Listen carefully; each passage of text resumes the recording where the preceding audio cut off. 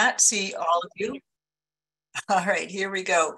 Had waited a couple of minutes just to make sure we got the full complement of the people who have signed in. Welcome to all of you who have registered to attend our Middle East Peace Now February Forum. I'm Janet Tullen, President of the Board of Middle East Peace Now. We'd like to thank our sponsors for this event, as we always do. Northfielders for Justice in Palestine, Israel, Eastside Freedom Library, and Women Against Military Madness.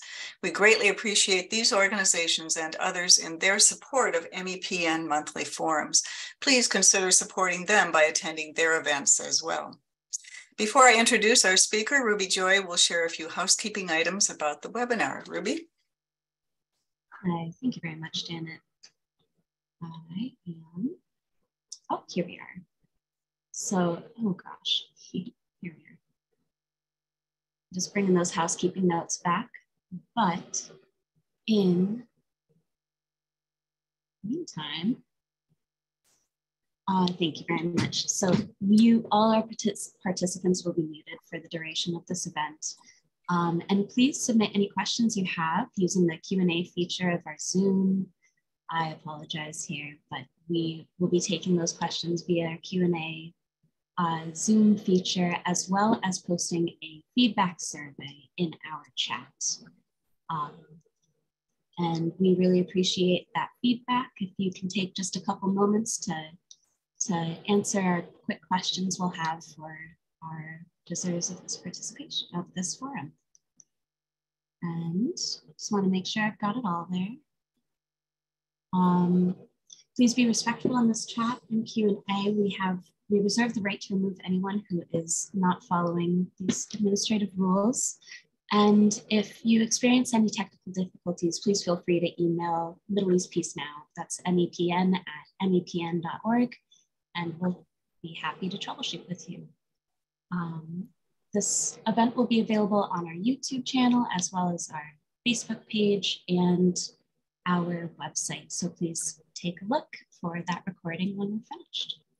Thank you very much. I'll turn it back to you guys. Thank you, Ruby Joy. And in regards to the recordings, if you have friends who are interested in this in any of our forums, please refer to them to MEPN.org, because all of our recordings are posted there, as will this one be in the future as well. So that's important information for you to share with others. We'd like to expand the choir, as it were. Okay, and now to introduce our guest speaker, Andy Clarno. Andy Clarno is Associate Professor of Sociology and Black Studies and Coordinator of Policing in Chicago Research Group at the University of Illinois at Chicago. He's the author of Neoliberal Apartheid, Palestine, Israel, and South Africa after 1994. In meeting with Andy by Zoom a few weeks ago, I learned that his interest in the colonialization of Palestine by Zionist Israel began as a teen growing up in Texas. Please welcome Andy to our forum. Andy? Thanks, Janet. Thanks so much for the invitation, and for everybody who's making time on this Saturday morning, or checking it out on YouTube later, I suppose. Yeah, I really appreciate y'all inviting me to spend the morning talking with you about Palestine, sharing some old research, some new research, and yeah, I look forward to the conversation and feedback.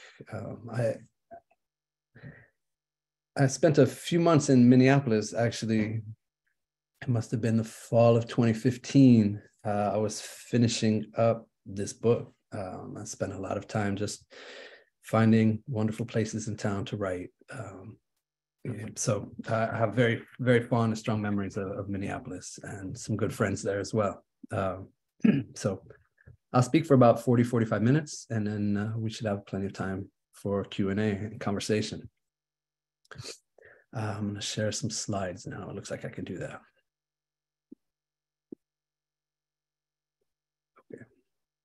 Can everybody see that? I'm going to assume so. Okay. Yes, we can. Thank you, Andy. Great. Thank you. So earlier this week, an Israeli undercover unit entered the old city of Nablus to execute 2 Palestinian militants. When the Palestinians dared to resist, the Israeli army flooded the city, subjecting Nablus to the full force of violent repression. Israeli soldiers massacred 11 Palestinians that day, injured over 100, and left the old city in ruins.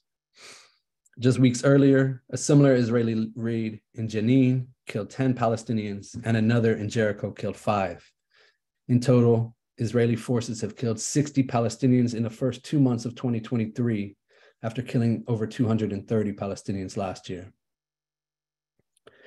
As Israel intensifies its settler colonial project in Palestine, apartheid has become an increasingly common and helpful framework for making sense of and challenging Israeli rule. In 2017, a report by the United Nations Economic and Social Commission for Western Asia argued that Israel's apartheid regime oppresses and dominates the Palestinian people as a whole. In 2019, a coalition of international human rights organizations sent a report to the United Nations Commission on the Elimination of Racial Discrimination, demonstrating that Israel's discriminatory policies meet the international legal definition of apartheid. And over the last 2 years, Human Rights Watch, B'Tselem, and Amnesty International have all released reports declaring Israel an apartheid state. I'm going to pause for just 1 second. Yes? What do you need, sweet? I believe I was telling you that in the last 2 years, Human Rights Watch, Amnesty International, and B'Tselem have all released reports declaring Israel to be an apartheid state. This analysis is clearly not new. As early as 1961, the South African Prime Minister, Hendrik Verwoerd, who is known as the architect of apartheid in South Africa, insisted that, quote, Israel, like South Africa, is an apartheid state. Ever since the 1960s, Palestinian and South African liberation movements have compared the regimes. These comparisons grew more common during the 1990s and gained global attention at the 2001 World Conference Against Racism in Durban, South Africa, where the NGO Forum announced, "We declare Israel as a racist apartheid state in which Israel's brand of apartheid as a crime against humanity has been characterized by separation and segregation, dispossession, restricted land access, denationalization, Bantustanization, and inhumane acts." Since that time, scholars, journalists, activists, even US politicians like Jimmy Carter and Bernie Sanders have all used the language of apartheid to challenge Israeli policies. Critiques of Israeli apartheid document the formal legal discrimination against Palestinians who have Israeli citizenship, the dual legal system in the occupied territories, where Israeli settlers are governed by Israeli civil law and Palestinians are subject to Israeli military law, as well as Israel's refusal to allow Palestinian refugees to exercise the internationally recognized right of return. These comparisons also note the similarities between the South African pass laws and Israel's permit system, as well as between the Bantustans in apartheid-era South Africa and the Palestinian enclosures in the occupied territories today. Legal scholars often argue that these comparisons with South Africa are not particularly relevant or important. What really matters is the fact that Israel violates the international legal definition of apartheid. Under international law, apartheid is a crime against humanity, and states can be held accountable. The International Convention on the Suppression and Punishment of the Crime of Apartheid defines apartheid as a crime involving inhuman acts committed for the purpose of establishing and maintaining domination by one racial group of persons over any other racial group of persons and systematically oppressing them. The Rome Statute of the International Criminal Court defines apartheid as an institutionalized regime of systematic oppression and domination by one racial group over any other racial group or groups. All 4 of the reports that I mentioned earlier are based on close readings of these international legal statutes.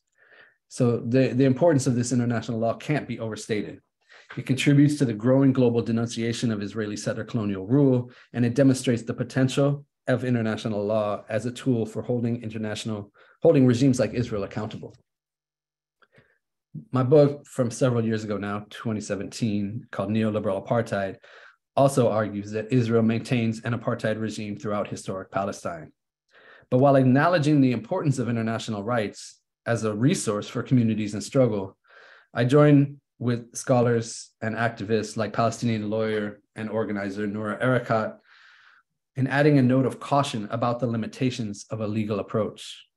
International laws are only effective when enforced by states, and the hierarchical structure of the United Nations provides a handful of states with veto power, including the United States. In addition, and this is important for this talk, the international legal definition of apartheid is limited by its focus on the political regime of racial rule, and therefore it obscures the role of capitalism and empire in the operation of apartheid regimes. To address this concern, I find it useful to build on an alternative definition of apartheid as a system of racial capitalism. This analysis is based on a critique that emerged during the South African struggle for liberation. In the 1970s and 80s, Black South Africans engaged in urgent debates about how to understand the apartheid system that they were fighting. The most powerful bloc within the liberation movement, made up of the African National Congress and its allies, defined apartheid as what they called colonialism of a special type, similar to a settler colonial definition. What they argued is that racism and capitalism are distinct and that the struggle should develop in two stages. Ultimately, first, a struggle against the racist apartheid state, and then later, a struggle against capitalism. The first stage involved the demand for legal equality, which was expressed in the slogan, "One person, one vote." The radical wing of the South African liberation movement rejected this analysis. The Black consciousness movement, independent Marxists, and anti-racist working class organizations came together in groups like the Azanian People's Organization and the National Forum and developed an analysis of apartheid as what they called racial capitalism. They predicted that legal equality would not create real transformation, and instead, they insisted that the movement confront the system as a whole rather than just the racist state. In the Azanian Manifesto, they declared, "Our struggle for national liberation is directed against the system of racial capitalism, which holds the people of Azania in bondage for the benefit of a small minority of white capitalists and their allies, the white workers and the reactionary sections of the Black middle class. Only the eradication of the system of racial capitalism can put an end to apartheid." They worried that the ANC's two-stage strategy would allow white capitalists to shift their alliance from the white working class to building an alliance with the aspiring Black bourgeoisie, in which they would discard the most overt forms of state racism in order to protect the underlying system of racial capitalism. So rather than a narrow focus on the state, Black radicals envisioned a struggle led by the Black working class that would topple the racial capitalist system as a whole. The transition in South Africa over the last 30 years has done much to validate the Black radical tradition. In 1994, legal apartheid was abolished and Black South Africans gained formal legal equality.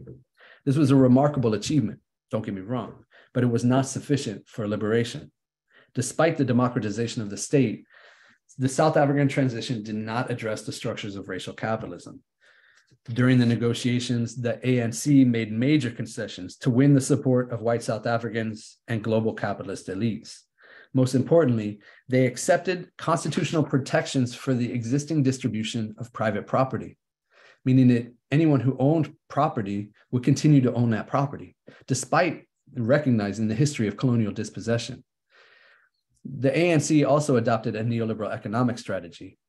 Neoliberalism refers to the corporate-friendly policies that have fueled globalization by promoting free trade, export-oriented industry, privatization, and cuts to social spending.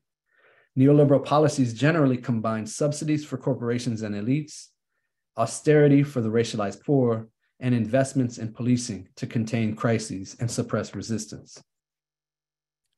Neoliberal restructuring has facilitated the emergence of a small Black elite and an emerging Black middle class, but the old white elite still controls the vast majority of land and wealth in the country. In the words of Achille Mbembe, this is the only country on earth in which a revolution took place, which resulted in not one single former oppressor losing anything. Meanwhile, the lives of South Africa's Black working class are as precarious as ever. Deindustrialization and casualization have weakened the labor movement, intensified the exploitation of Black working class people, and produced a growing racialized surplus population that suffers from landlessness, segregation, poverty, and repression. As a result of these changes, wealth gaps have increased, and South Africa is now recognized as the most unequal country in the world. According to international law, apartheid ends with the elimination of legalized racial discrimination. Yet even a cursory glance at South Africa after 1994 reveals the pitfalls of such an approach and highlights the importance of rethinking our definitions of apartheid. As critical race scholars have argued about the United States, formal legal equality did not produce real social and economic transformation in South Africa. Instead, the neoliberalization, not right now, give me a second. Instead, the neoliberalization of racial capitalism has entrenched the inequality that was created by centuries of colonization and apartheid. In short, apartheid did not end. It was simply restructured. In the words of the late Neville Alexander, the person who drafted the Azanian Manifesto, quote, "What we used to call the apartheid capitalist system has simply given way to the post-apartheid capitalist system." Yes, what's your question? Can I buy Hero of Children? Because I want to watch it. And that's the only way I could really get it. No, I don't think that's true. Why don't you bring my phone up here, and I'll set you up with the earphones, the headphones, okay? I can help you set it up. Go ahead and bring my phone up here, or the iPad. The iPad you can bring, okay?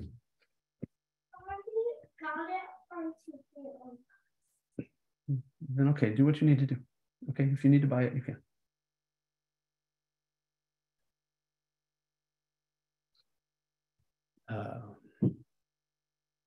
Apologies about this, but I appreciate the comment earlier that yes, it's very human. His mom's out of town this weekend, so we've been enjoying a lot of time together. But I did have this one work responsibility that I hoped he would be able to take care of himself for an hour and a half. But, yeah. So this is something that I just wanted to get across about South Africa is really there are so many lessons to draw from the successes of the struggle against apartheid, and Palestinians and many other activists are learning so much, BDS and other kind of tactics, even envisioning the idea of a one-state solution. But I think it's also important that we think about what lessons can be drawn from the limitations of change in South Africa. And so that's why I share that story. And the point here is that critiques of Israeli apartheid have largely ignored the limits of transformation in South Africa. Instead of treating apartheid as a system of racial capitalism, most critiques of Israeli apartheid rely on the international legal definition. And to be sure, these critiques have been hugely productive, right? But I want to suggest that we can take our analysis and our organizing even further if we understand apartheid as a system of racial capitalism. Racial capitalism, the South Africans have talked about it in the United States, has become increasingly common as a tool of analysis by young organizers. Probably the most well-known theorist of racial capitalism in the United States is Cedric Robinson, who argued that capitalism has always been a racial system, and we need to understand it that way. Racial capitalism, it differentially values people's lives and labor along racial lines, and it intensifies exploitation and dispossession while exposing marginalized groups to abandonment or even death. The concept of racial capitalism, it can help make clear that it's impossible to eliminate racial domination or class inequality without tackling both at the same time. Israeli apartheid operates by fragmenting the Palestinian people and subjecting each fragment to a different form of racial rule. Palestinians in the West Bank and the Gaza Strip are subject to Israeli military rule. Palestinians in East Jerusalem have tenuous residency rights and are being consistently pushed out. 1948 Palestinians have second-class citizenship rights in Israel, and Palestinian refugees confront an enforced absence in the diaspora. Yet all of these groups face oppression from the same racial state. Since the 1990s, Israel has restructured its military occupation under the guise of the Oslo peace process. Oslo has enabled Israel to fragment the occupied territories by concentrating the Palestinian populations into a series of isolated enclosures and aggressively colonizing the land that remains. Israel withdrew its military from Palestinian cities and refugee camps in the West Bank and the Gaza Strip and surrounded these areas with checkpoints, fences, walls, and Israeli-only bypass roads, and then established a permit system to regulate Palestinian movement. The Palestinian Authority was established as this limited self-governing body for Palestinians living within these enclaves, within areas A and B. But Israel retains full jurisdiction over Area C, which makes up 60% of the West Bank, and ultimate sovereignty over the entire territory. And the Gaza Strip has been transformed into a concentration camp through a deadly siege that Ilan Pappé has described as incremental genocide. In short, Oslo has intensified rather than reversing Israel's settler colonial project. While the colonial policies of the apartheid state may be familiar, most discussions of Palestine overlook the importance of neoliberal restructuring to understand Israel's violent settler colonial regime. Analyzing apartheid as a system of racial capitalism helps us see that Israeli settler colonialism now operates through neoliberalism. Since the 1980s, Israel has undergone a fundamental transformation from a state-led economy that's focused on domestic consumption to a corporate-driven economy that's fully integrated into the circuits of global capital. The Oslo negotiations were central to this project. Israeli business elites, alongside Foreign Minister Shimon Peres, argued that the so-called peace process would open the markets of the Arab world to US and Israeli capital and facilitate Israel's integration into the global economy. Neoliberal restructuring has enabled Israel to carry out its settler colonial strategy by reducing reliance on Palestinian labor. Free trade agreements with Egypt and Jordan, and Israel's transition to a high-tech economy reduced the demand for industrial and agricultural workers. And neoliberal restructuring on a global scale led to the immigration of more than 1 million Russian Jews and more than 300,000 migrant workers who began competing with Palestinians for the remaining low-wage jobs. The settler colonial state thus used neoliberal restructuring to engineer the disposability of the Palestinian population. The only sector of the Israeli economy that has retained a relatively steady demand for Palestinian workers is construction, due largely to the expansion of Israeli settlements and the wall in the West Bank. According to a 2011 survey, 82% of Palestinians employed in the settlements would leave their jobs if they could find a suitable alternative. As one Palestinian worker explains, what logic is there to this? The Arabs build houses for Jews on land belonging to Arabs? Why am I doing this? Because I must work and earn money for my family. And so I build. And in my heart, I pray that tomorrow they will return all this land to the Arabs. And I hate myself, but I have no choice. Palestinians from Gaza don't even have this so-called choice. As Haidar Eid explains, Gaza is one of the most extreme cases of engineered disposability on earth. Political and economic restructuring have transformed Gaza into a prison built to concentrate and contain an unwanted surplus population. The ever-intensifying Israeli siege, punctuated by repeated Israeli assaults and invasions, most recently in August, demonstrates the complete dehumanization of the Palestinian population. Palestinian lives have no value, and Palestinian deaths do not matter to Israel. While the majority of Palestinians confront poverty, unemployment, land confiscations, and constant repression, a small Palestinian elite has emerged in the West Bank, composed of the PA leadership, Palestinian capitalists, and NGO officials. Similarly, a Hamas-affiliated bourgeoisie has emerged in Gaza since 2006. Visitors to Ramallah and other cities are often surprised to see palatial mansions, expensive restaurants, five-star hotels, and luxury vehicles.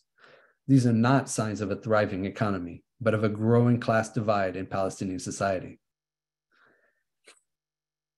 Overall, then, neoliberal apartheid has transformed Palestinians into a truly disposable population and enabled Israel to carry out its project of concentration and colonization. An important question animating the Palestinian liberation movement today is how to avoid the pitfalls of post-apartheid South Africa by developing a vision for a post-apartheid Palestine. An end to military occupation, full legal equality, and the right of return are baseline demands. But South Africa provides a cautionary tale about the limits of a purely rights-based approach. Recognizing the neoliberal aspects of Israeli apartheid could contribute to the development of strategies that challenge not only the regime of racial domination, but the system of racial capitalism. And addressing the system of racial capitalism forces us to attend to the global dynamics of inequality and empire. US imperialism, neoliberal restructuring, and climate catastrophes have accelerated the dispossession and intensified inequality around the world. Wealth and income are increasingly concentrated in the hands of a tiny transnational class of billionaire capitalists. In many places, neoliberalization has been coupled with political independence, formal equality, or partial autonomy, enabling some members of historically subjugated populations to join the ranks of the elite.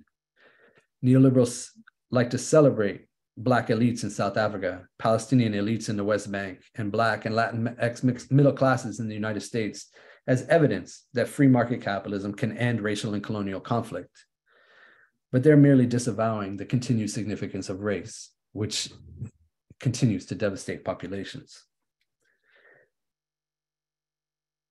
Around the world, neoliberal restructuring has intensified racialized exploitation and racialized abandonment by differentially valuing people's lives and their labor. Processes of racial and gender formation mark some populations for a life of super exploitation in sweatshops and service industries, while subjecting others, including many Black American, Black South Africans, and Palestinian working class peoples, subjecting them to disposability, abandonment, and death, long-term unemployment. Globally circulating threat discourses equate Black people with criminality and Arabs and Muslims with terrorism to justify the expansion of military and police interventions. Neoliberal apartheid regimes like Israel, South Africa, and the United States are similar, yet they're distinct and interconnected. Policing is a fundamental part of these apartheid regimes. Relying on coercion to uphold unstable social orders, neoliberal apartheid regimes protect the powerful by policing the racialized poor. They contain them in prisons and zones of abandonment, subject them to constant surveillance, displace them across borders, and target them with violence and death. In the United States and South Africa, law and order policing was a demand of the far right in the wake of the civil rights and anti-apartheid movements. In Palestine, it's a strategy for extending Israeli settler colonial domination and enforcing the differential valuation of Jewish and Palestinian life. But these strategies do not operate in isolation. Instead, policing is operationalized through imperial networks of state and private sector security forces that crisscross the globe. We can trace the flows of technology, expertise, data, and discourse that provide the infrastructure for these webs of imperial policing.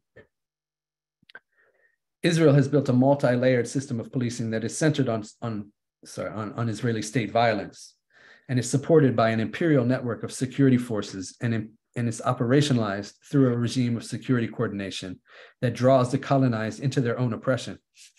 Israeli police, military, border police, and intelligence agencies drive the settler colonial project by preventing the return of the refugees, enforcing second-class citizenship on Palestinians inside Israel, concentrating West Bank Palestinians into an archipelago of isolated enclaves, transforming the Gaza Strip into a concentration camp subject to a deadly siege and regular military assaults, and violently repressing dissent. Over the last year, the Israeli military has intensified its repressive violence as part of an ongoing operation that the state calls Break the Wave. Relying on a resurgence of extrajudicial assassinations, military arrests, and home demolitions, Operation Break the Wave began under the previous Israeli administration and has intensified since Benjamin Netanyahu returned to power in November. But Israel doesn't operate alone. Israel is an integral part of the US empire, which uplifts the apartheid state through direct political, ideological, and military support by facilitating regional security coordination with Egypt and Jordan, as well as normalization projects throughout the region, by managing security coordination between Israel and the Palestinian Authority, and by building a global war that's grounded in the archetype of the Arab Muslim terrorist. Since 2007, the Palestinian Authority's security forces have also been part of this system. They were fundamentally reorganized under the supervision of the United States after the after the Second Intifada, and since that time, the PA security forces have been deployed to ensure the security of Israel. More than 80,000 strong, the PA security forces are vetted by the United States, trained in Jordan using the same US facilities and the same contractors that trained the Iraqi army after 2003, and then deployed throughout the West Bank in close coordination with the Israeli military to suppress Palestinian resistance to Israeli apartheid. The Israeli military and the PA security forces share intelligence, they coordinate arrests, and they cooperate on weapons confiscations. They work together to target Islamists, leftists, and all Palestinian critics of Oslo. Israeli and American officials like to celebrate the success of these operations, but Palestinians increasingly see security coordination as one of the worst aspects of Oslo. In June 2021, the PA security forces arrested and killed Nizar Banat for criticizing security coordination with Israel, and then they brutally suppressed demonstrations demanding justice for Nizar. Over the last year, PA security forces have continued coordinated operations with the Israeli military throughout Operation Break the Wave. They've arrested militants, rounded up students, confiscated weapons, suppressed demonstrations, and attempted to assassinate opponents. The PA must be understood, therefore, as a subcontractor for Israel, helping govern the occupied territories and suppressing resistance to the occupation. Israeli strategies to police Palestine are also connected to a global web of racial capitalist projects to contain and pacify the racialized poor throughout the world. Israeli security companies export their expertise by training police departments in crowd control, counterinsurgency, and counterterrorism. In addition, Israeli private security companies are on the front lines of the multi-billion-dollar global industry for security technology. These Israeli companies are incubated by the military, but then they develop drones, biometric scanners, and other advanced surveillance technology, which they advertise as having been quote unquote field tested in the Gaza Strip. Treating military occupation as a market opportunity, Israeli corporations are integral to the regime of imperial policing that upholds a system of global apartheid. Flows of technology, discourse, and war are also linked post-apartheid South Africa into this imperial network. State violence remains crucial to enforcing racial capitalism in South Africa. The South African police repress social movements and worker struggles, most notoriously by massacring 34 striking workers at the Marikana platinum mines in 2012. The police also employ a range of everyday practices designed to criminalize and contain the Black poor in South Africa's still segregated townships. Alongside the police, however, private security has emerged as the primary force for securing the accumulated wealth and privilege of the South African elite. Since 1994, private security has been the fastest growing industry in South Africa, commodifying a racialized discourse of Black criminality to transform formerly white neighborhoods into a world of walled enclosures. The market for private security is largely driven by residential demand, walls on private property, gates around neighborhoods, alarms and access control technology, and armed rapid response services. Companies are also experimenting with preventive security patrols that rely on constant surveillance, aggressive stops, intimidation, and violence to regulate the presence of working class Black people in wealthy neighborhoods. And importantly, much of the technology that's used by these South African private security companies is produced by Israeli corporations. In addition, many of the companies themselves, as you can see from this sign, the ADT sign, these are global multinational security companies that operate around the world. ADT and G4S are two of the major ones operating in the South African residential market. Moreover, the South African private security industry has deep connections to the circuits of war and empire. At least 10,000 South African mercenaries have served as private military contractors in the battlefields of Iraq, Afghanistan, Somalia, and elsewhere. The most highly trained, highest paid operatives circulate between contracts with private security companies, securing the wealth of the South African elite, and private military contractors enforcing US imperial domination around the world. Finally, policing in the United States is rooted in the elimination of the native, the criminalization of Blackness, the suppression of immigrant and working class radicalism, and the struggle for global domination and capitalist hegemony. Neoliberal restructuring in the United States has generated extreme inequality, concentrations of racialized poverty, and advanced strategies to protect the powerful by policing the racialized poor. My new work focuses on policing in Chicago, but similar processes are at work in apartheid-like cities around the country, including, I'm sure, Minneapolis. Over the last 30 years, economic and political elites have transformed downtown Chicago into a hub of corporate, finance, and real estate capital, and turned the North Side lakefront into a gentrified playground for professionals and tourists. Neoliberals celebrate the growth of Black and brown professional classes and use this to blame the racialized poor for their own marginalization. But it is actually the elimination of stable jobs, union wages, public housing, public education, mental health care, and other social services that has intensified the crises facing working class Black and brown neighborhoods on Chicago's South and West Sides. For many neighborhoods, disinvestment and decline laid the foundation for gentrification and further displacement. Like all neoliberal regimes, Chicago relies on policing and surveillance to enforce order and contain crises. With a $1.8 billion budget, the Chicago Police Department receives 40% of the city's entire corporate budget. But policing in Chicago is not limited to the local police department. Local, state, and federal agencies form a dense criminalizing web that ensnares working class communities of color. Flows of data, technology, training, and discourse facilitate coordination within this network, which operates through three interconnected police wars in the city. First is the war on crime. Police in Chicago often refer to this as the war on gangs, and it's used to justify police deployments designed to contain, monitor, and eliminate Black and Latinx populations by concentrating surveillance and violence in working class communities of color.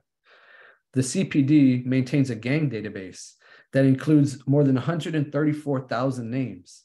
70% of the people on this list are Black and 25% are Latinx, which demonstrates that the data is grounded in racialized discourses and stereotypes about criminality. Moreover, the CPD shares its database with over 500 agencies across the country and participates in joint task forces with the FBI and other federal agencies to track and target alleged gang members. Police overwhelmingly target Black and Latinx people with strategies such as stop and frisk, and they flood Black and brown neighborhoods with troops, which they recently renamed surge operations in reference to US military strategies in Iraq and Afghanistan. Local and federal agencies rely increasingly on advanced forms of surveillance, including an arsenal of advanced technology, 35,000 security cameras around the city, license plate readers, gunshot detection centers, cell site simulators, and social media monitoring software, as well as predictive algorithms, social network analysis, and social media monitoring and other advanced techniques of data analysis to police poor Black and brown neighborhoods. Second, the war on immigrants in the US, which seesaws between the Republicans' generalized assault on all undocumented immigrants and the Democrats' targeted attack on immigrants who are labeled criminals or gang members. Chicago is officially a sanctuary city, which means that police are not supposed to cooperate with federal authorities to enforce immigration laws. But there are loopholes and exceptions to this rule. Until 2020, Chicago's sanctuary ordinance denied protection to 4 categories of immigrants. Fundamentally, these people did not receive sanctuary protections. Anyone with a felony conviction, with felony charges, with an arrest warrant, or people whose names appeared on a gang database. Moreover, US Immigration and Customs Enforcement, ICE, is one of the 500 agencies that has access to the CPD data. From 2009 to 2018, ICE searched the CPD database over 32,000 times to identify supposed gang members as priority targets for deportation. Flows of data thus bypass the sanctuary protections and enable collusion between the CPD and ICE, even in a sanctuary city. Moreover, the local police are the ones who manufacture labels like felon and gang member, in the first place by stopping, frisking, and arresting young people in immigrant neighborhoods and recording these stops in their databases with tags like gang member. Finally, the war on terror has transformed policing by expanding the web of surveillance, encouraging data sharing, and enabling the militarization of police departments. Many new forms of surveillance rely on racialized discourses of terrorism that target Arabs and Muslims. For example, the state deputizes residents to monitor one another through programs such as Countering Violent Extremism. And the Department of Homeland Security's, quote, "If you see something, say something" program. Whenever a person calls through that program, if you see something, say something, whenever someone calls to report seeing something that they consider suspicious, police create what's called a suspicious activity report. Of the people whose racial identity is listed in Chicago's suspicious activity report database, 77% are people of color, and 54% are identified as Arab, Muslim, Middle Eastern, or, quote, olive-skinned. Local police then share these reports with the FBI, and the Joint Terrorism Task Force carries out further investigations. Fusion centers are another new mechanism of data sharing. These are high-tech surveillance centers that are located in each state and every major city and are designed to facilitate interagency coordination. The Fusion Center at CPD headquarters, for instance, is staffed by the Chicago Police, the Illinois State Police, the FBI, the Department of Homeland Security, the Drug Enforcement Agency, and other local and federal agencies. And the goal is to work to ensure flows of data, such as suspicious activity reports, between local, state, and federal agencies. In addition, fusion centers are the sites of surveillance. The Fusion Center in Chicago is the center within CPD headquarters that manages all of the high-tech surveillance equipment in the city. And they carry out their own investigations. The arrest and deportation of Palestinian American organizer Rasmia Odeh actually stemmed from an investigation that was launched by the Minneapolis Fusion Center during the 2008 Republican National Convention. That was followed, that investigation began there. It was followed in 2010 by the subpoena of 23 activists in Chicago and Minneapolis, and then followed up in 2013 by the arrest of Rasmia Odeh. As part of the global war on terror, the US has also established new mechanisms for sharing data and intelligence with partners such as Israel to support US imperial projects around the world. This network of policing, therefore, upholds a system of racial capitalism, settler colonialism, and empire by protecting property and the lives that are valued, while containing racialized surplus populations, regulating the immigrant working class, suppressing resistance, and enforcing empire. The neoliberalization of racial capitalism has generated similar dynamics around the world. We see everywhere we look extreme inequality, concentrations of racialized poverty, and increasingly militarized forms of policing. But this system is unstable, right? It also generates constant crises and rebellions, as demonstrated most clearly in the United States by the 2020 uprisings after the murder of George Floyd by the Minneapolis Police Department officer, Derek Chauvin. Because they're unable to establish any hegemony, neoliberal apartheid regimes rely on repression. Policing increasingly operates through these networks of private and state security forces that extend beyond national boundaries through networks.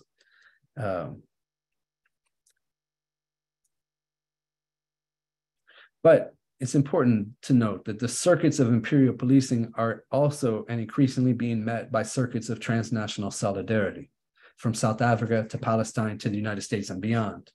Through principled forms of joint struggle and revolutionary solidarity, movements are providing visions of liberation and abolition that stretch from local police and private security companies to federal immigration authorities and national security agencies, to the prison and military industrial complexes, and ultimately to the US imperial project itself. We can see this in the resurgence of joint struggle between Black, Indigenous, and Palestinian liberation movements. Building on long histories of shared struggle, the 2014 Ferguson Uprising and the 2016 Standing Rock Water Protectors Encampment became key moments in the revival of joint struggle frameworks. through joint solidarity statements, reciprocal delegations, political gatherings, collective actions, joint campaigns, and other forms of mutual support. Black, Native American, and Palestinian organizers are building joint struggles against state violence, racial capitalism, and settler colonialism. These conjoined struggles are grounded in a recognition that Palestinians, Black South Africans, and Native Americans confront similar yet distinct forms of racial, colonial, and capitalist domination that are interconnected through a global network of imperial power. Black South African solidarity with the Palestinian struggle is grounded in a similar analysis. I see these movements as providing the clearest direction and the most inspiring visions for the future. And I'll stop there. I'm happy to talk more and answer questions. Thank you very much. Thank you, Andy. That is a lot to digest. Sorry it was too much, but hopefully there's some pieces of it will stick with you. Absolutely. We do have our first question. Great. It's a long one, so okay. I know you can open the Q&A and read it as well. Sure. How can we free the Palestinians without them being at the whim of the criminal apartheid state and their American backers? Right now, no organization is doing anything. Nobody, not even the UN. How is this possible? There has to be something we can do to punish the Israeli Jews committing these crimes and the Americans and the Western states who support this criminal apartheid regime. We need action, and we need it now. Yeah, well, there's the $1 million question, right? Yeah.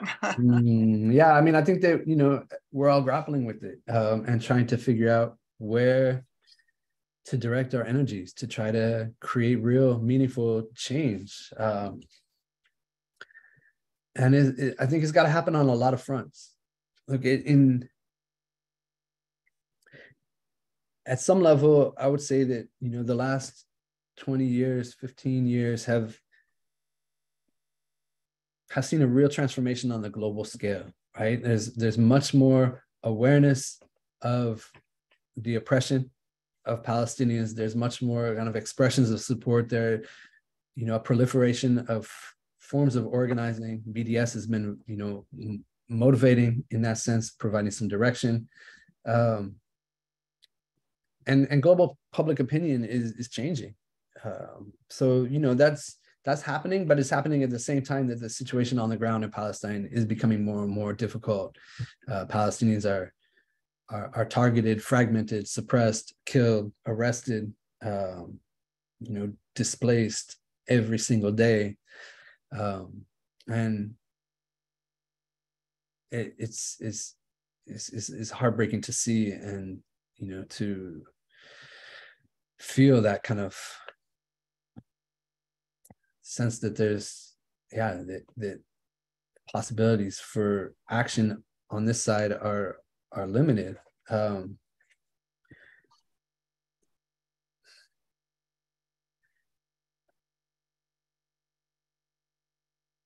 For me, I think that there's several things happening. I do see some, increasing energy being directed towards Congress,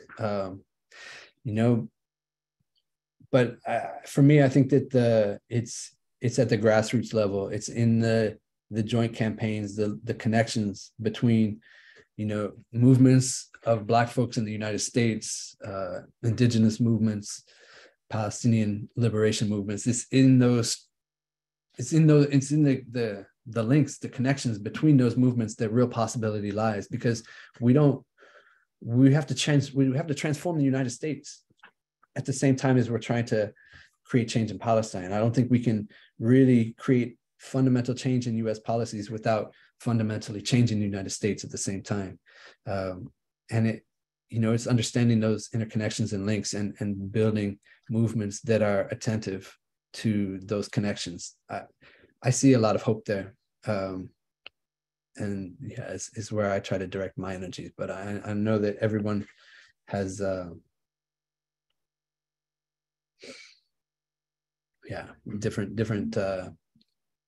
different starting points. But I had written down the word intersectionality when you talked about the various organizations, and certainly that is kind of a buzzword these days, but there is a lot of validity to many of these movements communicating and converging with each other to form a stronger bond. Absolutely. Many of you probably have seen the Palestinian Feminist Collective, which over the last year and a half has really emerged on the scene and is putting forth some incredibly powerful kind of frameworks that are insisting that, that Palestine is a feminist issue, putting Palestine at the forefront of feminist struggles, but also thinking about, when we talk about many kind of young organizers are motivated by kind of abolitionist visions of, ending rather than reforming policing within the United States. And the PFC, the Palestinian Feminist Collective, has articulated some really powerful arguments that, that needs to be supplemented with a kind of an anti-imperialist abolitionist feminism, which is attentive to warfare and the military-industrial complex, and how do we think about kind of the role that the U.S. plays in supporting oppressive regimes, with Israel at the forefront of that list. In envisioning what does another world look like, and how do we get there? So, yeah. Another question: where is the weakest link in the chain? Quoting Lenin, in Israel.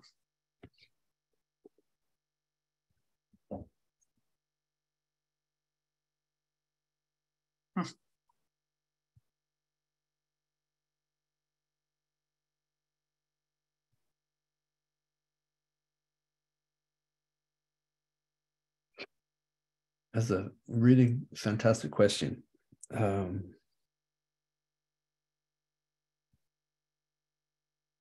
think there was a time, a long time ago, when the Mizrahi communities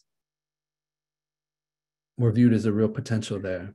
The Mizrahim, Jewish communities from Arab countries, Morocco, Iraq, Yemen, and others, who had, held on to, who had lived in Arab countries for thousands of years and had, very similar cultures, spoke Arabic, were not integrated well into, the kind of Zionist Israeli society when they first moved to Israel, often put on the front lines of, Palestinian communities, not invested in, not supported. And so there was some real possibility there. In the early 1970s, there was a Israeli Black Panther Party that emerged in the Mizrahi community, and established links with the PLO as well as the US Black Panther Party. And there was some real radical possibility there. But the Mizrahi community is, over the last 50, 40 years, time goes, has become more fully integrated into the kind of the religious Zionist mainstream, and doesn't really represent that possibility anymore. Is there, I think there are young people subject to military conscription, that have, kind of consistently since the beginning of the Second Intifada, played a role in refusing their military deployments in the West Bank, spending time in jail. That's a real source of critique, but it's not widespread, I don't think. If I may, I would add too, I recently read an article in the Washington Report that because of Netanyahu's extremely far-right views on GLBTQ and those other humanist issues, there's been a real backlash not just in Israel, by those the people affected by those issues, but also here in the U.S. among Jews. And so that could be one of the weak links as well, that there isn't the support of that kind of government, that it's not going to be a blind support like it has been. That's one thing I read in the article. Yeah. It's that's certainly important. I think that the further entrenchment of the far right in Israel and throughout the world, I think that those kind of gender and sexual politics are really important. And I'll segue to another question. I'll encourage people to ask the questions in the chat, in the Q&A, and not in the chat, please, because I don't want to miss the questions. This one is from the chat. To what extent is this information getting to the American Jewish community? And that's kind of a segue. By this information, I think what this person is talking about is the apartheid practices of the government and the people. Why are they not reaching? Sorry, what was the question again? Why are these? To what extent is this information getting to the American Jewish community? American Jewish community, yeah, right.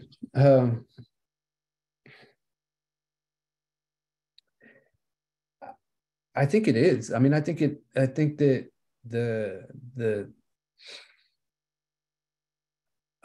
you probably have a better sense of kind of local dynamics in Minneapolis, obviously, than I do. But I think we see here in Chicago and throughout much of the country an increasing gap within the Jewish community, increasing divisions between those who are supporting the state versus those who are fundamentally opposed to Zionism and recognize it as a form of racism. And then you've got groups like J Street in the middle trying to promote some kind of liberal Zionism. But I think that the possibilities for change within the Jewish community are not only in line with what we're seeing throughout the rest of the population in the United States, but even more so, I think that young folks within the Jewish community have been real agents of change. And JVP has been transformative. Yes. Next question. This is a long one. There could be. Please elaborate on the Palestinian Authority, its beginnings, its evolution, and how much money they control. You had mentioned the palatial abodes of the PA. Is it really the enemy within? Yeah, this is a very, very important question. Okay. So the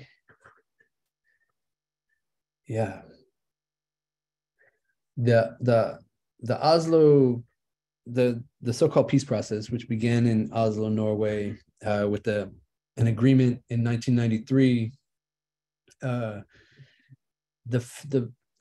first step was agreeing to the creation of what they called a Palestinian National Authority that would operate as a self-governing body within parts of the West Bank and the Gaza Strip. And so it was. So what Oslo did geographically was to fragment the West Bank into different areas A, Area B, and Area C. And the idea that was kind of framed through the language of land for peace, that Israel would turn over more and more land to the Palestinian Authority, who would kind of govern those territories and demonstrate to the Israelis that they were a partner for peace. And as there was kind of peace became established, more and more territory would eventually be turned over to the Palestinian Authority. And that would become the basis for what wasn't called at that time, but was envisioned as becoming a Palestinian state. So that was the basic process, right? So the first territory turned over to the PA was Area A, which were the cities, right? The major urban areas in the West Bank and the Gaza Strip. And the Palestinian Authority supposedly has full civil and security authority within Area A. Security authority means that the Palestinian police can deploy there. The Palestinian security forces can deploy in Area A, and are responsible for suppressing resistance to the occupation, right, and ensuring Israeli security in Area A. Area B was an area where the mostly kind of the built up areas in Palestinian villages. So rather than the cities, this is focused on the villages. Area B is the built up areas in the villages, not all the village land where they have their fields or where the animals graze, but the built up areas. And in Area B, the Palestinian Authority would have power over civil affairs, things like education, healthcare, social security, planning, urban or planning, building permits. But the Israeli military would retain power over security affairs within those areas, which means that the Israeli military jeeps patrol Area B. But the Palestinian Authority is the one providing education, as PA schools. And then in Area C, the Israelis retained full control over both civil and political affairs in Area C, which includes not only the settlements and the roads and natural areas, but also, right, all of the lands of the villages, right? So all of their kind of their fields, their grazing areas, right? All of that stuff for every village is considered Area C. Now, because Israel controls civil affairs in Area C, that means that if Palestinians want to build in Area C, they have to get a permit from the Israeli military authorities, which the Israeli military authorities don't give Palestinians permits to build in Area C. So what it's meant is that the Palestinian villages have become choked, right? They can't grow outward. All that kind of village, that land is the kind of natural expansion area for each of these villages where they would grow, that you build new houses and expand outward. Instead, the existing kind of built up areas as it existed in 1995 is the only land that the villages have to build. And so the villages have become increasingly dense and tall and look increasingly like small cities because all of their land is still controlled by the Israelis. So the PA was created with the idea that it would become, right, the basis for a Palestinian state.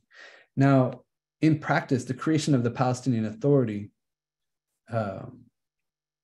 shifted the political authority amongst the Palestinian population from the PLO to the Palestinian Authority. Most of the negotiations and conversations now happen with the Palestinian Authority rather than with the Palestinian Liberation Organization. The PLO was officially responsible for and responsive to Palestinians, who live in Israel, Palestinians who live in the diaspora, Palestinians in the refugee camps all over the world, whereas the Palestinian Authority represents and is only, right, responsible to or accountable to Palestinians who live in areas A and B. So is really eliminated any form of kind of political representation for Palestinians outside of the West Bank, and at one time the Gaza Strip as well. So there's been a lot of conversation in the last 20 years about how to revive the PLO as a political body representing all Palestinians. And that's one of the kind of forefronts of struggle is how to revive some sort of a political authority that can represent all Palestinians. In practice, the Palestinian Authority, while it has responsibility over education and healthcare and planning within areas A and B, is really the only reason it continues to exist is because of security coordination. The biggest part of the PA budget goes to the security forces, these Palestinian Authority security forces. They're massive, is one of the only sources of work for young Palestinians. The Palestinians who want to work in the security forces have to be vetted by the Americans, the Israelis, the Jordanians, and the PA, and then they're taken to Jordan, trained by American contractors, and then brought back into the West Bank and deployed alongside the Israelis, and tasked with suppressing Palestinian resistance. So anytime, for instance, young people start to gather near a checkpoint right? What the first thing the Israeli military will do is call the Palestinian Authority and instruct the Palestinian security forces to remove these young people from before they start throwing stones at Israeli jeeps or whatever it is. So that's the task of the Palestinian Authority security forces, is to then go down into the streets and stop the young Palestinians from throwing stones at jeeps or checkpoints, which is an impossible situation, right? You can never do that job to the satisfaction of the Israelis. And for the young Palestinians, they see them as traitors, right? They see them as, why aren't you standing here with us? Why are you on the other side? There was a,